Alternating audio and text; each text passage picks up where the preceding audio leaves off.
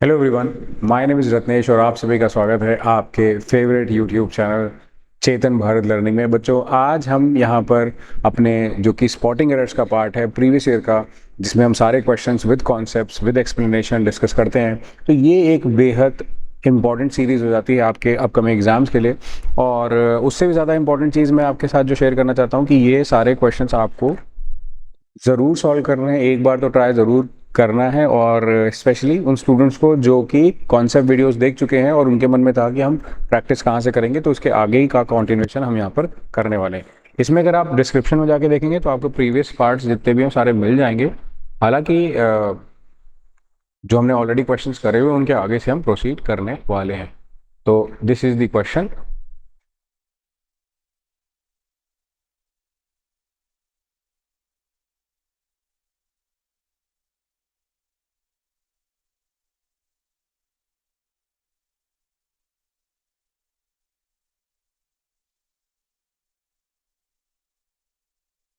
तो आपने देखा होगा ये वाले क्वेश्चन हमने कर लिए थे। The farmer is cutting the corn which has ripen in the fields. इसका आंसर हो जाएगा विच हैज राइप्ड, है ना।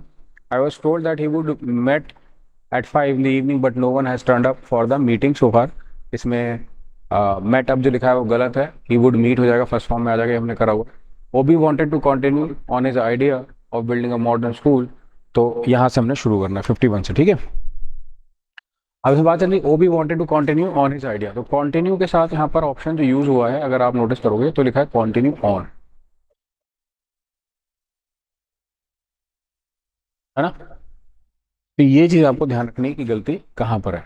तो कंटिन्यू ऑन वाले पार्ट में अगर गलती है तो आंसर आपको डी में लगाना पड़ेगा इस वाले पार्ट में, तो आपका आंसर करेक्ट हो सकता है। अच्छा, एक चीज और है जो बच्चों में आपसे डिस्कस करता हूँ इसी पर्टिकुलर थिंग से रिलेटेड, कि आपको क्वेश्चन को प्रॉपरली रीड कर लेना है। गलती बच्चे ज्यादातर वही करते हैं जो क्वेश्चन रीड नहीं करते। Since India has started doing well in hockey it had once again become a popular sport. सबसे पहले देखो, बिकम, बिकेम और बिकम, ये सबको पता है। बिकम, बिकेम, बिकम, जैसे कि कम केम कम, कम केम कम। तो अब इसमें से अगर आप देखोगे तो हैड के साथ यहाँ पर लिखा है it had once again become, उसमें कोई प्रॉब्लम नहीं। Since India has started doing well in hockey it has once again become, तो आपको यहाँ पे बोलना है it has once again become. Has once again become वापस से बन गया है, बन गया था कहने के बजाय, तो इट हैड की जगह once again it has once again become a popular store, आपको ये बोलना है। तो सही टेंस का यूज करके सेंटेंस को बनाना था, जो कि इंपॉर्टेंट पार्ट है। Life without laughter would be a dull affair. Life without laughter would be a dull affair, इसमें आंसर में कोई गलती नहीं है, तो सी आंसर लगा सकते हैं आप उसका, नो एरर। आगे देखेंगे, the sports teacher was related when his team was won the state football championship. और इस क्वेश्चन को अगर हम अच्छे से समझें, the sports teacher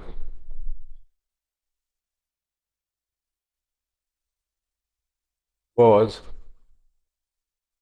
elated when his team was won the state football championship। अब इसमें क्या होगा आपको पता लग जाएगा, इस क्वेश्चन को देखोगे तो आपको पता लग जाएगा बेसिकली यहाँ पे बात क्या चल रही है। तो यहाँ पर जो सेंटेंस है, the sports teacher was related when his team was one. तो जो तुमको याद रखने वाली पॉइंट है बच्चों, यहाँ पे जो समझने वाली बात है वो है कि is am are was were, इनके साथ जब आप थर्ड फॉर्म लगाते हो तो वो पैसिव बनता है। देखो, बच्चे जनरली क्या पूछते हैं, यही पूछते हैं, उनका बेसिक क्वेश्चन ये होता है कि सर ये जो पैसिव बनता है ये हम पहचान नहीं पाते, तो कैसे पहचाने। तो मैंने आपको पहले ही बोला हुआ है कि पैसिव पहचानना सबसे आसान काम है। आपको सिर्फ क्या करना है कि जैसे कि is am are was were लिखा है उसके साथ आप थर्ड फॉर्म लगा दो, आपका सेंटेंस पैसिव बन जाएगा, ठीक है। और आपको उसी कंडीशन को ही आगे फॉलो करवा के सेंटेंस को चेंज भी कर लेना। हाँ, इसी चीज़ की मैं बात कर रहा हूँ। तो इस सेंटेंस में the sports teacher was related when his team had one the state football championship, had one. अब वॉज वन यहाँ पर किसी के द्वारा जितवाया गया था, वो सेंस होता नहीं, किसी के द्वारा जितवाया गया कोई मतलब नहीं बनता। तो उन्होंने जीता था, हैड वन। पास्ट टेंस में अगर लिखना है क्योंकि वॉज ऑलरेडी लिखा हुआ है, तो हैड वन इसका आंसर हो जाएगा। थोड़ा सा इसको क्लियर कर देते हैं, ये हो जाएगा हैड वन। तो पास्ट टेंस में उन्होंने जीता था, क्योंकि यहाँ सेंटेंस ऑलरेडी पास्ट टेंस में बात कर चुका है, इसलिए आपको वॉज रिलेटेड में गलती बता देनी है ना, डी। समझ आया? तो ऐसे टाइप के क्वेश्चंस में आपको क्वेश्चन का जो बेस है वो ज़रूर चेक कर लेना, क्योंकि वहाँ पर गलती बच्चे ज़्यादातर इसी वाले पार्ट में करते हैं। मैंने नोटिस किया है उनकी गलती इसी वाले पार्ट पे होती है ज़्यादातर, है ना। वॉज वन की जगह हो जाएगा had won. I was watching a whole scene very carefully. अगर आप सेंटेंस को देखोगे, बड़ा बेसिक चीज़ पता लगी, I was watching a whole scene very carefully, क्या हो जाएगा? Simple, the whole scene. I was watching the whole scene. अच्छा, क्यों? जब आप लिख रहे हो I was watching,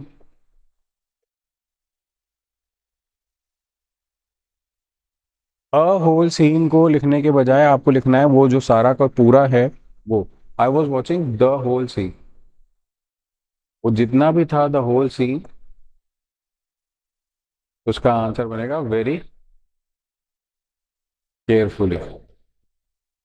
I was watching the whole scene very carefully, मतलब मैं सारा सीन बहुत केयरफुली वॉच कर रहा था, observer kind of.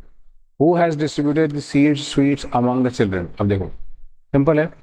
Who has distributed these sweets among the children?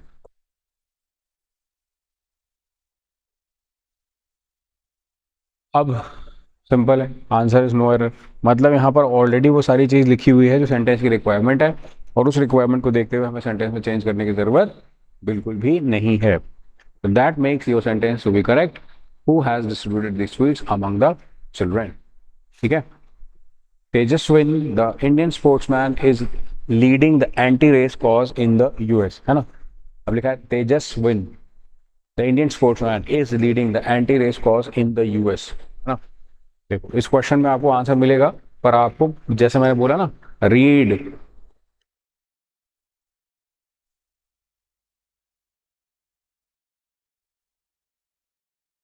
Tejaswin the Indian sportsman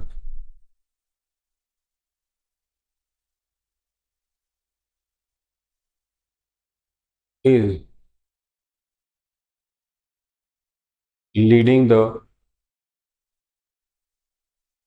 anti race cause in the US.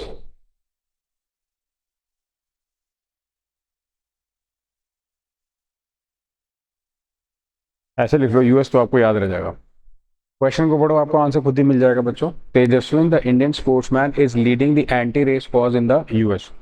Tejaswin the Indian sportsman is leading the anti race cause in the US.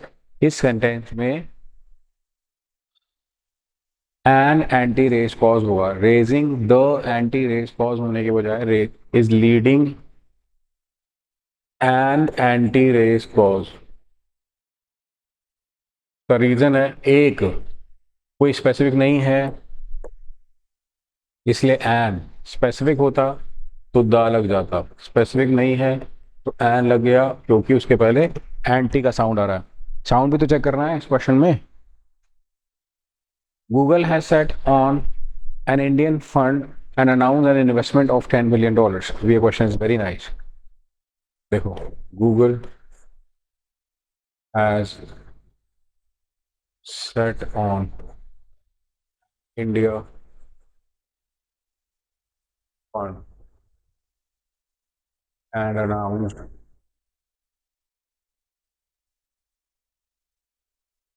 an investment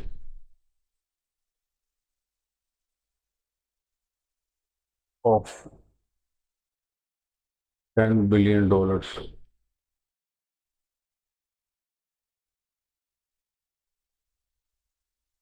C, a very interesting one, है ना। ये question काफी अच्छा है, आप पढ़ो इसको।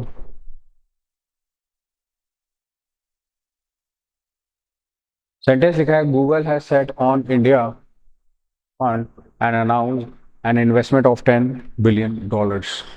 10, it's $10 billion, not million, it's $1 billion. तो क्या करना है इसमें? इसमें कहना Google has set on an India fund, तो ऑब्वियसली आपको बोलना है has set up an Indian fund. Google has set on कहने के बजाय हैज सेट अप बोलना पड़ेगा, has set up. Set on कैसे हो जाएगा? देखो, सेट ऑन और सेट अप में बहुत फ़र्क है। आपको ये बेसिक गलती कोशिश करनी है, अवॉइड करनी है पहले। उसके बाद एज सच कोई सेंटेंस नहीं बनाना जहाँ पर इस टाइप की स्टेटमेंट की गलती आए कोई। हैज सेट अप होता है, सेट ऑन नहीं होता।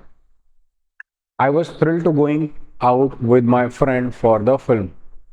I was thrilled to going out with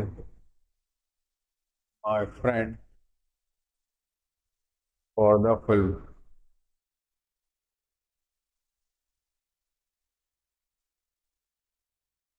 कह रहा है I was thrilled to going out. I was thrilled to go out या थ्रिल्ड टू गोइंग आउट, सबको पता है I was thrilled to go out, है ना। Rohit said that he would save me from being scolded from being scolded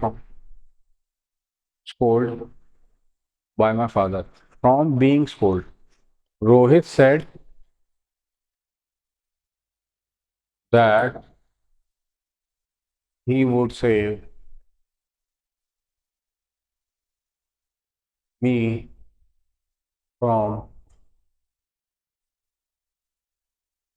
being scolded. Scold किए जाने से तो being नहीं होता, being scolded by his father.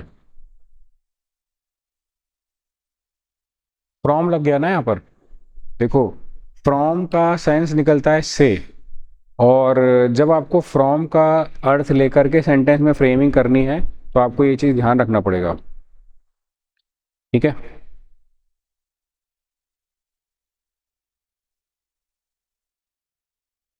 Rohit said that he would save me from being scolded by father, है ना।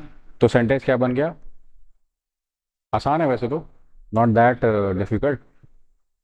Rohit said that he would save me from being scold by his father बोल सकते थे, आप बाय फादर बोल सकते थे, डायरेक्टली सेंटेंस बना सकते थे। ये सेंटेंस को चेंज करना में इतना वाला मतलब मैं नहीं बोलूँगा कि आपको मुश्किल आनी चाहिए थी। अगर सिंपल स्टेटमेंट देखते आप तो आपको पता लग जाता कि हाँ यहाँ पर सिंपल सी चीज़ की बात चल रही है। D option. Mister Chaudhary goes to fly to Germany and France next weekend, है ना। सेंस देखो खुद ही निकल रही है सेंटेंस की, आधी ज़्यादा सेंस आपको खुद ही निकल आती है, आपको चेंज करने की जरूरत भी नहीं पड़ती, है ना। C answer. Mister Chaudhary flies to Germany and France next weekend. Goes to flies क्या होता है? Goes to fly, goes to fly कोई सेंस बन रही है? नहीं बन रही है। थोड़ा बहुत सेंस निकाल के भी आप आंसर कर सकते हैं, बाकी आप चेक कर सकते हैं कैसे सेंटेंस की फ्रेमिंग हुई है, उससे आपको हेल्प मिल जाएगी। Not get into the car, it has been cleaned inside. Do not get into the car, not get into the car बनेगा क्या? नहीं। फिर क्या बनेगा? Do not get into the car, it has not been cleaned from inside, या it has not cleaned inside. अंदर से साफ नहीं है, ये सेंस बोलने के लिए या डायरेक्टली बोलने के लिए हम दोनों तरह के स्टेटमेंट्स को यूज कर सकते हैं ऐसे क्वेश्चंस के लिए, है ना। एक और ट्राई करते हैं। Mister Roy was not only very successful and humble also. Mister Roy was not only very successful but also humble. तो क्या बन जाएगा? हम्बल ऑल्सो की जगह बट ऑल्सो हम्बल। अच्छा, ये क्वेश्चन करके आपको ये नहीं फील हो रहा है कि क्वेश्चन की जस्टिफिकेशन सारी क्वेश्चन में ही छुपी है? अगर हमने क्वेश्चन को ढंग से रीड किया तो आंसर अपने आप हमारा सही आने लग जाएगा। कई बार हम क्वेश्चन को जल्दबाजी में रीड करते हैं जिसकी वजह से हमारे आंसर गलत आते हैं। मुझे ऐसा लगता है कि अगर हम मतलब सेंटेंस में एक कंडीशन लगा लें कि क्या ऐसा सेंटेंस बन सकता है, ऐसा सेंटेंस बन सकता है, तो आपका सेंटेंस का आंसर वैसे भी करेक्ट आ सकता है। The man we met was any other man than the original owner of the house. The man we met was any other man, was another man than the original owner of the house, है ना। was any other के बाद कोई sense बन रही कहने की? नहीं। what is any other man? Does that make sense? Was another man. He was some other man. अगर आप some बोलते हो तो some other man बोल देते हो. He was another man. है ना, एक और इंसान था उस हिसाब से. You can meet me always you like. अब इस कंडीशन में अगर हम देखेंगे तो यहाँ पर बेसिक सी चीज़ का चेंज हो रहा है. You can meet me always you like our teacher told us. तो इस कंडीशन में भी हम इसी चीज़ को ऐड कर रहे हैं. You can meet me always you like our teacher told us. तो कंडीशन ट्रू है, which is the answer should be B option. So I hope कि आपको यहाँ तक समझ आया जो भी हमने क्वेश्चंस करे. बाकी क्वेश्चंस हम कंटिन्यू करेंगे नेक्स्ट वीडियो में. Thank you so much for watching.